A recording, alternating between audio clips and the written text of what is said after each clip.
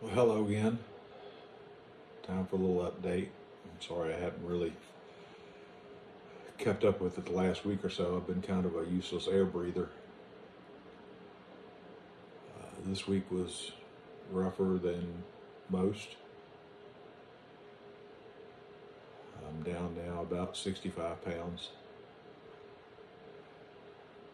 My wife's force feeding me because I just don't want to eat. Mainly because of just running to the bathroom quite a bit. I went in for my treatment this past Thursday, and they did blood work on me first, as they usually do, and determined that I was very dehydrated. So they couldn't give me a treatment. They instead hooked me up to a half gallon of liquid with potassium in it, because they said my potassium was very low, among a few other things. And it helped for a little bit. However, to make things more interesting,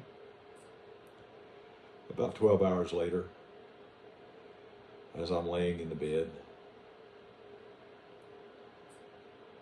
I suddenly have the need to go to the bathroom, as usual, about every 2 hours. So I get up and walk around my bed.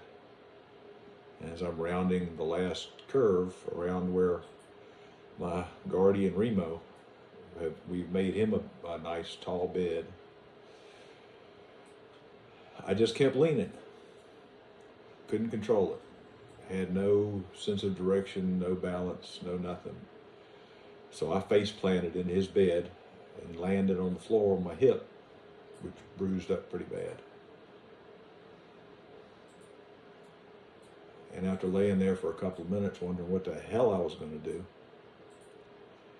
I was able to make it to the bathroom. In the meantime, Remo, I'd scared him half to death. He jumped up out of bed and ran over to my wife's bedroom. And at first she just thought he was coming to sleep with her. He stayed there a few minutes, and then he came back to mine. Since I was in the bathroom, he then went back to her and kind of looked at her like, hey, you might want to go check on this. I ended up spending about a half hour in the bathroom, and it was just miserable as my body was just emptying out all the stuff they had given me.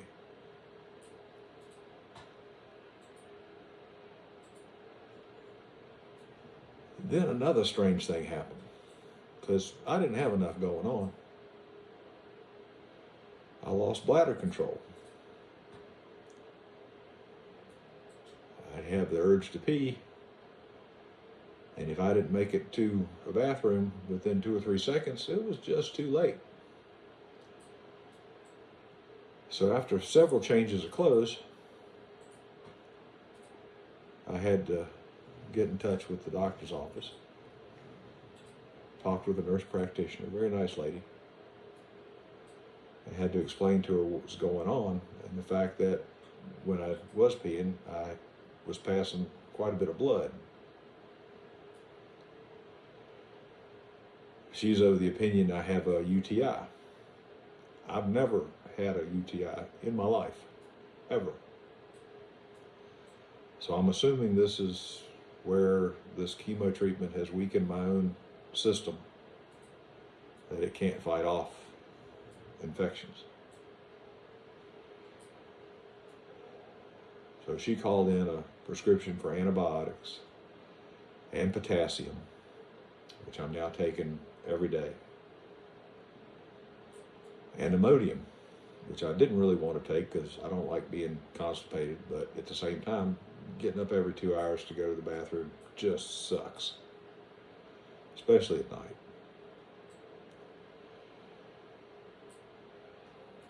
I have lost my sense of balance. When I sit down, I can be fairly lucid,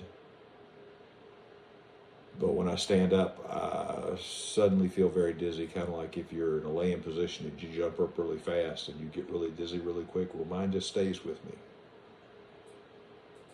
Now, my wife, God bless her, because she's had to go through a lot and she has been tremendous in helping me, has become my Uber. So anytime I want to move, she comes over, and when I stand up, I basically grab hold of her shoulders and she leads me to wherever I need to go, whether that's the bed, whether it's the bathroom, wherever. I don't know what I'd do without her. I'd be laying in a puddle somewhere on the floor.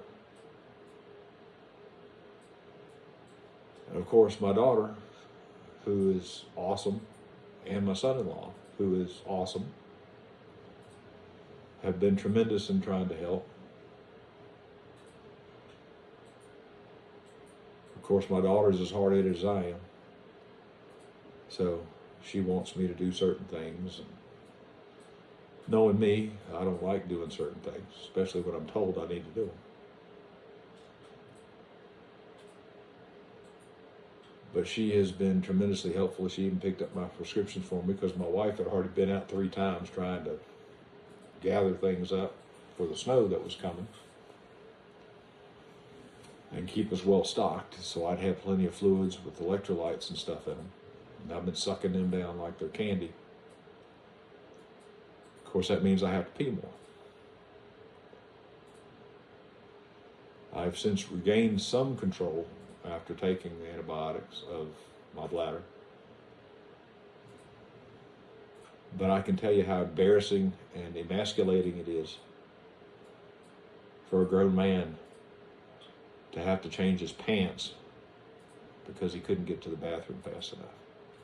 God bless everybody else that's going through this. I can now understand completely how hard this is on you.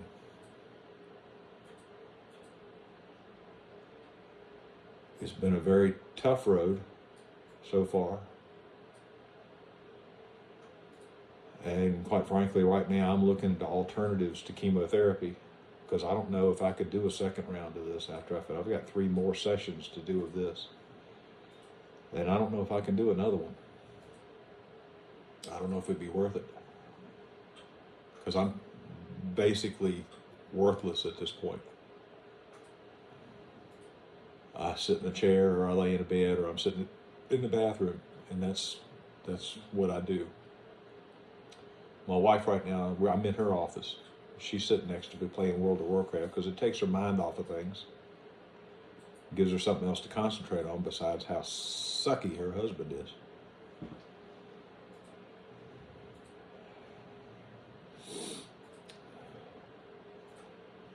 I was trying to think of any good news I got. I've had an outpouring of friends' prayers and things, which is always awesome. My brother has offered to finance my medical procedures, which is awesome. But I'm not one to ask for help. I've always been the one throughout my life, especially as a cop, to help others and not require help from anybody else. So it's so very difficult to ask for assistance when you're the one usually giving it.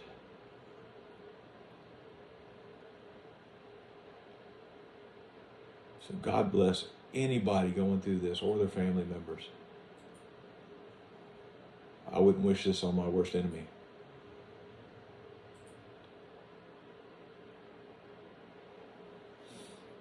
I have my next chemo treatment is next Thursday. I'm really looking forward to that. Seriously. No sarcasm here at all. Because I know I'm going to be equally worthless for at least a week, if not more, after that. I'm hoping with the electrolytes and the other stuff I'm taking and actually trying to eat some solid food. My wife makes some awesome battered flounder, which I ate and loved. And I'm taking protein drinks. But I have the energy of a golf ball. Unless somebody hits me, I ain't going nowhere. And it's extremely frustrating for people that are used to being up and doing things and taking care of things.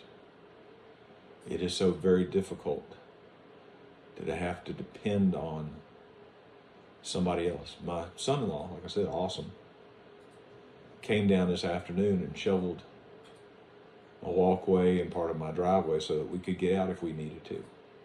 Nobody asked him. He just came down and did it. My daughter seems to think I need to get a bath chair that I can sit in my shower, which quite frankly is not a bad idea, because standing up is really not an option sometimes. And if I fell out of that, at least I'd have a shorter distance to hit the ground. But it's put me in a place where I never thought I'd be and never want to be again.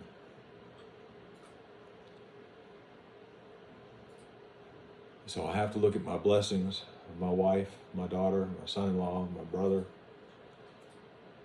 my mom, 86 years old, and she wants to help me. I'm like, Mom, you need to look after yourself.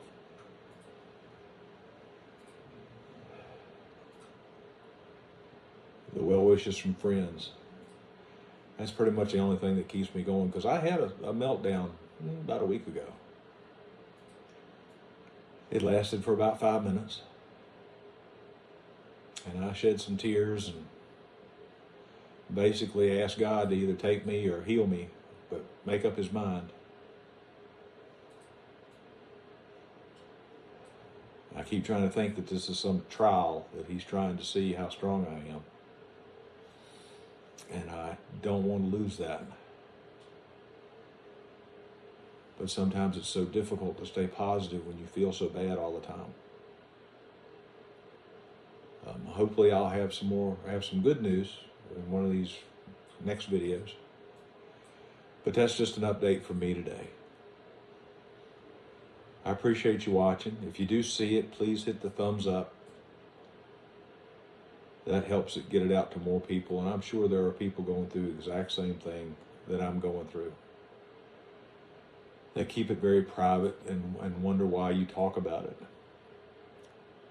And the whole purpose of this is because people need to know. If they don't know what you're going through, you don't know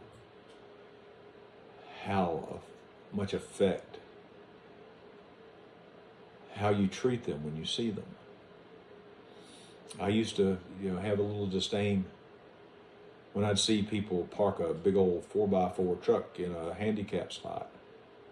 And they have a handicap sticker, but they get out of the truck and seem like they're walking fine, moving fine, not a problem. Well, I got one now. And the reason is, number one, I don't drive right now. I don't trust myself to drive. But when I do, I can't walk long distances without becoming exhausted. And so it gives me a different understanding of what these people are going through. And you don't know what kind of fight they're fighting while you're just going about your business. But think about it. You never know what battle these guys are fighting, and women. So don't rush to judgment. Because I can tell you, up until this happened to me, my thought process was, this will never happen to me. But it can change your life in a day. So be aware. And take care.